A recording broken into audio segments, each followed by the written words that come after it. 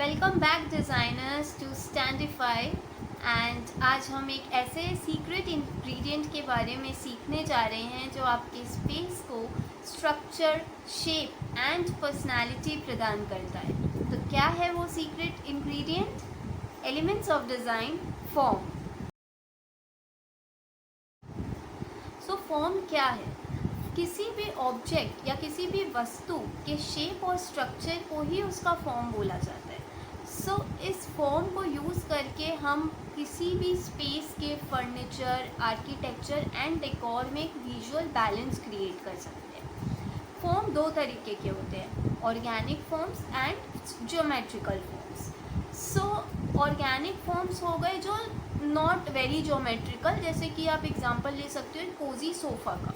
But वहीं अगर geometrical forms की बात करूँ तो उसमें आ जाते हैं examples like cubes and rectangles, जो कि sharp edges and everything. But organic में वैसा नहीं है। It can be soft edges, it can be feminine in nature.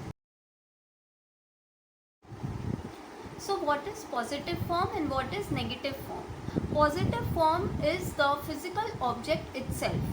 For example जैसे कि डाइनिंग टेबल, सोफ़ा जहाँ पर भी प्लेस्ड है तो वो डाइनिंग टेबल और सोफ़ा ही पॉजिटिव फॉर्म्स है, ठीक है। And what is negative form? तो उस ऑब्जेक्ट के अराउंड जो भी फ्लोर आपको दिख रहा है, जो भी खाली स्पेस आपको दिख रहा है, वो होता है negative space in interior design, ठीक है। सो इस इमेज में हम देख सकते हैं कि पॉजिटिव फॉर्म्स में मतलब हो गया जो जो आपको ऑब्जेक्ट्स रखे हुए दिख रहे हैं ऑन द फ्लोर, वो है पॉजिटिव फॉर्म। एंड जो कि खाली स्पेस आपको दिख रहा है जहाँ पे कुछ रखा हुआ नहीं है, it's the negative form. And one more thing just for your understanding, कि स्पेस भी इसी को बोला जाता है। आइदर आप फॉर्म बोलो और आप स्पेस बोलो, it's the same thing. So space में भी पॉजिटिव एंड नेगेटिव स्पेस होता है। So positive space is something जिसमें सामान रखा हुआ है, फिजिकल ऑब्जेक्ट्स प्लेस्ड है। And negative space is something जो कि उसके अराउंड जो स्पेस एम्प्टी है वो हमारा नेगेटिव स्पेस होता है। एक अच्छे डिज़ाइनर की पहचान यही होती है कि वो in positive and negative space में बैलेंस बनाए रखे, जिससे कि हार्मनी बनी रहे हर चीज़ में। स्पेस ना तो बहुत क्लमजी दिखे कि बहुत भर दिया है चीज़ों से, और ना ही बहुत एम्प्टी दिखे कि मतलब कुछ भी नहीं रखा है एंड बहुत ज़्यादा स्पेस एम्प्टी दिखे। इंटीरियर डिज़ाइन एक ऐसा प्रोफेशन है जहाँ पे हर एक एलिमेंट हमारे ऊपर डायरेक्ट इन्फ्लुएंस डालता है।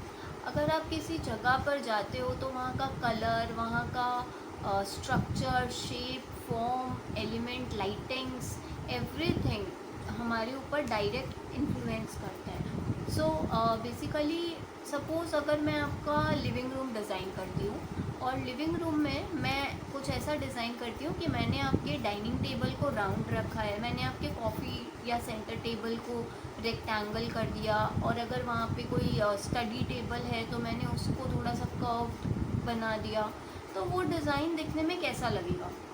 बहुत ही अजीब दिखेगा, है ना। सो क्यों दिखेगा ऐसा? क्योंकि उसमें कोई यूनिटी नहीं है, कोई हार्मनी नहीं है, एक दूसरे से सिंक नहीं हो रहा है ना। ऐसा लग रहा है कि ये कहीं से लाके रख दिया, वो कहीं से लाके रख दिया, तो वो डिज़ाइनिंग नहीं होती है। डिज़ाइनिंग इज़ अ साइंस जिसमें आपको हर एक चीज़ को हार्मनी एंड यूनिटी के साथ मेंटेन करना पड़ता है, तभी वो विजुअल इम्पैक्ट क्रिएट करता है। आप सोचो, आप अगर कभी ऑफिसेज में गए होंगे, आप पिक्चर्स देखी होंगी, आपने देखा होगा कि वहाँ पे ज़्यादातर स्ट्रेट लाइंस फॉर्मल वे में यूज़ किया जाता है, क्योंकि स्ट्रेट लाइंस हमें बेसिकली एक फॉर्मल एंड स्ट्रक्चर्ड वाइब देती है। सो दैट्स वाई ऑफिसेज में उस तरीके का डिज़ाइन यूज़ किया जाता है। जनरली वहाँ पे white and light tones use किए जाते हैं ऑफिसेज में। एंड वहीं अगर आप कोई होटल में गए हो या फिर कोई रिजॉर्ट है या आपका घर का लिविंग रूम है फॉर एग्ज़ाम्पल, जो कि बहुत लैविशली डिज़ाइंड है, सो वहाँ पे जैसे आपने काफ़ी बार देखा होगा कि बहुत कर्व डिज़ाइंस या सॉफ्ट एजेस, राउंडेड डिज़ाइंस, ये सब थोड़ा सा ज़्यादा यूज़ होता है। क्यों होता है? क्योंकि इन सब को देख के थोड़ा सा रिलैक्स एंड काम फील होता है इंसान को, सामने वाले को. So that's why there is a difference between designing a commercial space and a residential space. Both goes a different way. और जो भी आप प्लेस कर रहे हो, किसी भी फॉर्म को आप प्लेस कर रहे हो, फॉर्म का मतलब हो गया ऑब्जेक्ट. अब वो ऑब्जेक्ट का कुछ ना कुछ तो शेप होगा, या तो वो रेक्टेंगल होगा, या तो वो स्क्वायर होगा, राउंड होगा, कुछ भी हो सकता है.